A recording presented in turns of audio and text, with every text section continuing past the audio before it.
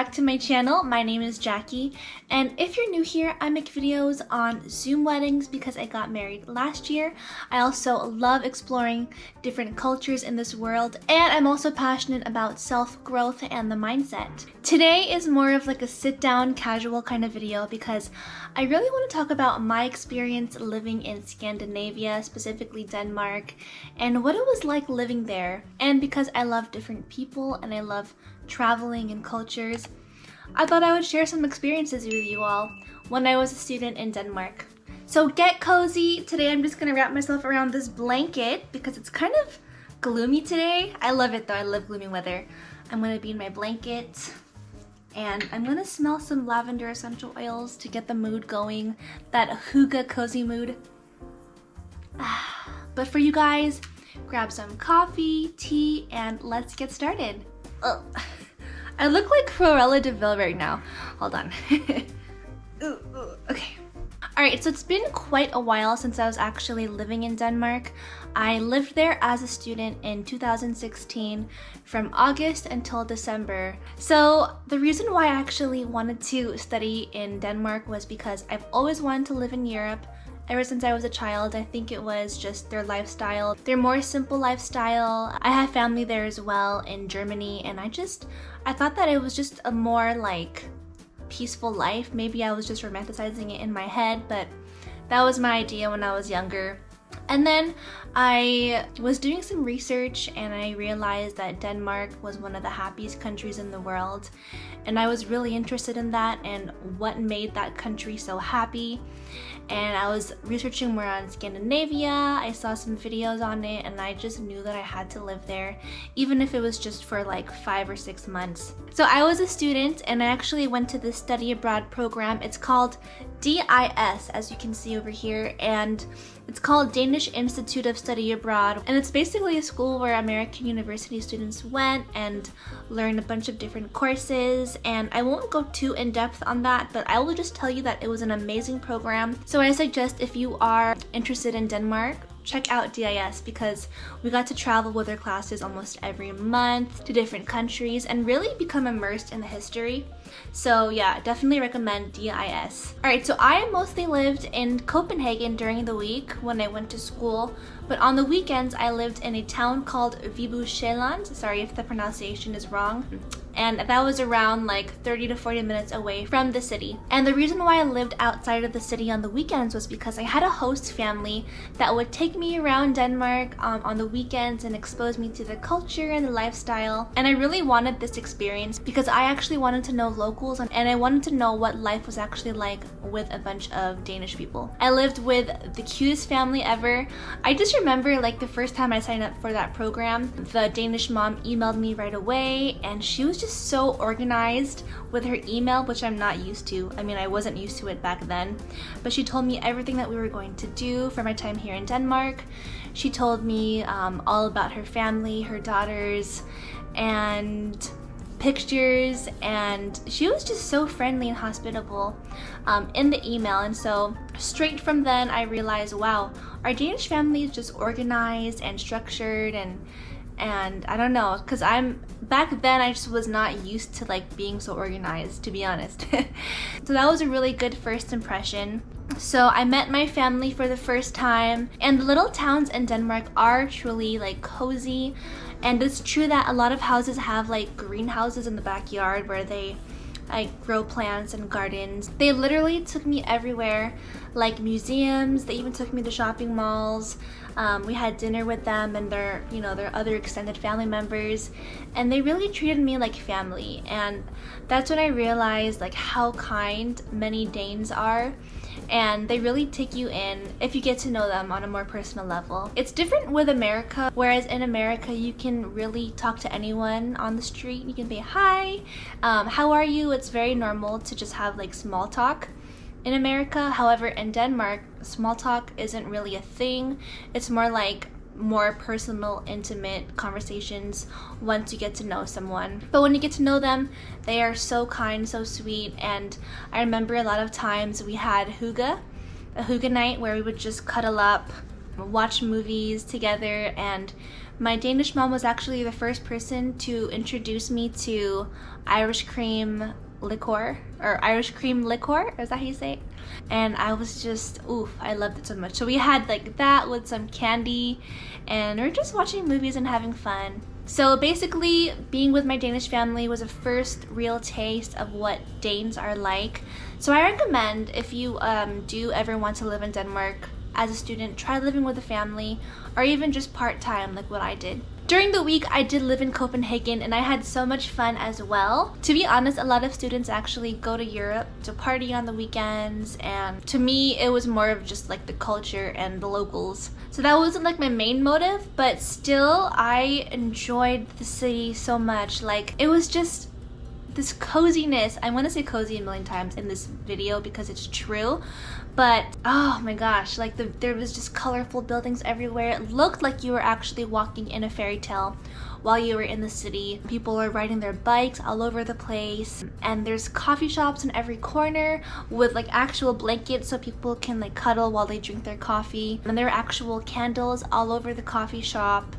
And yeah, every like restaurant and store just had a very warming and welcoming vibe to it. Of course, the style in Denmark is very much like what you see in IKEA, but it's a very like modern style, which is definitely my type of style as well. Coming from San Francisco, the cities definitely were not as packed. In Copenhagen, there were smaller buildings as well, and there's this theme park, it's called Tivoli, and I went there I think 2 times. Walt Disney actually went to Tivoli and was inspired to create Disneyland because of Tivoli, and so it was a really cute theme park as well, with great food.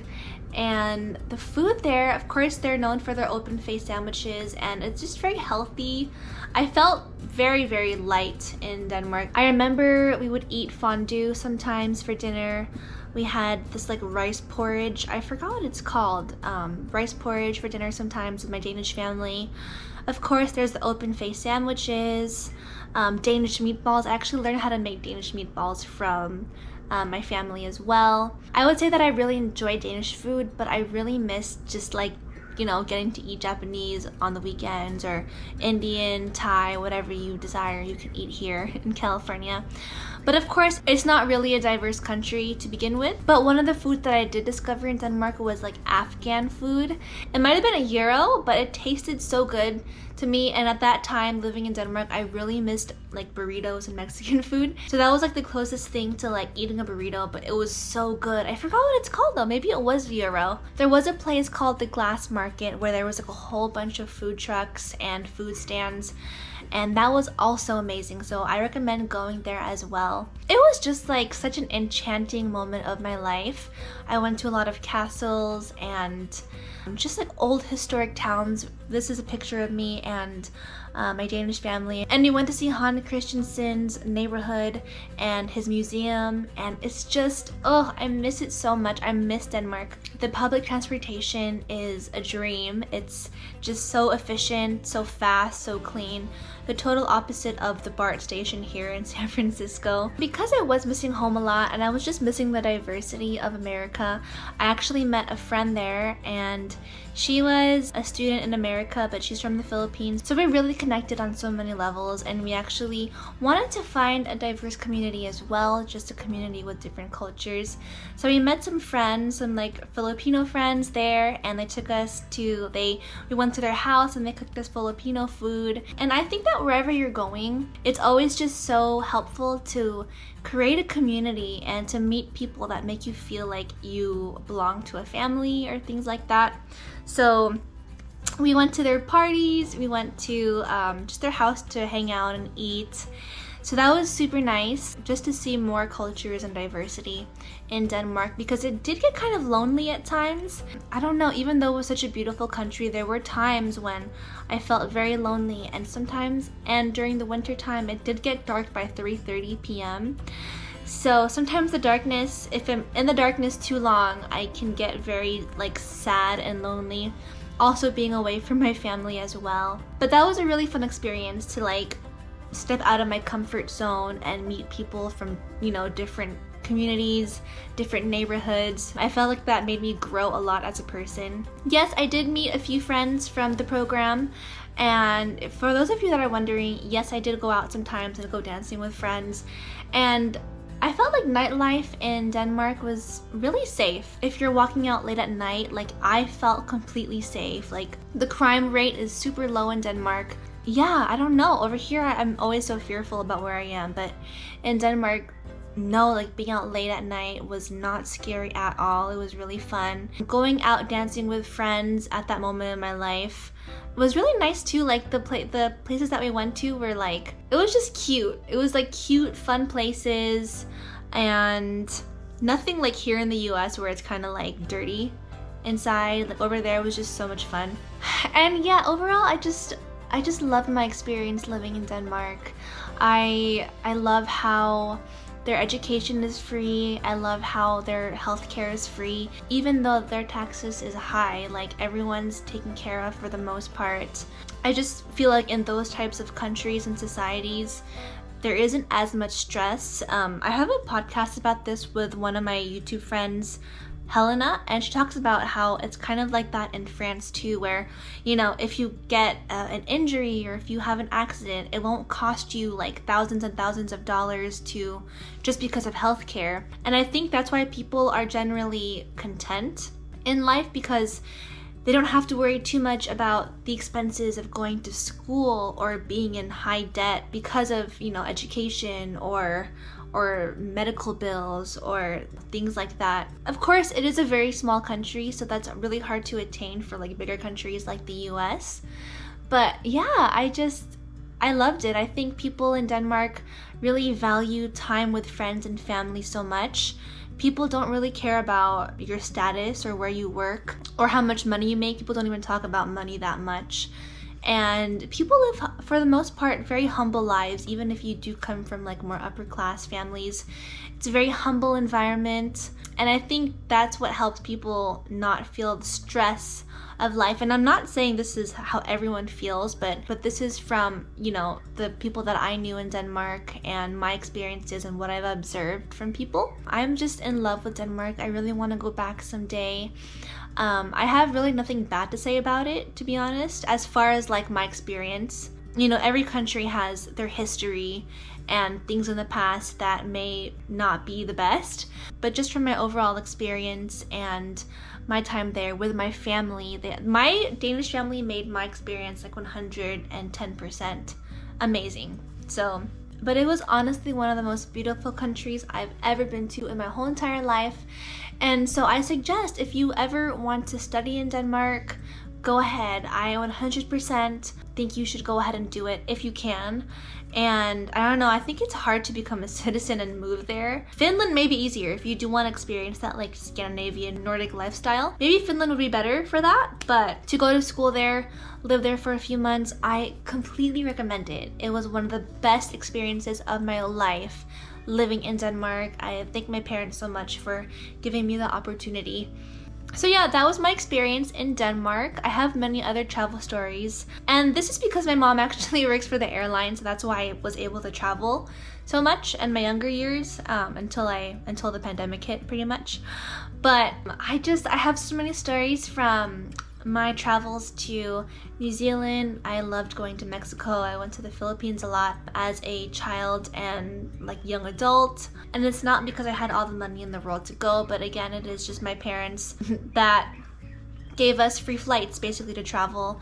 And I also worked in the hospitality industry as well, so I got a lot of discounts in hotels.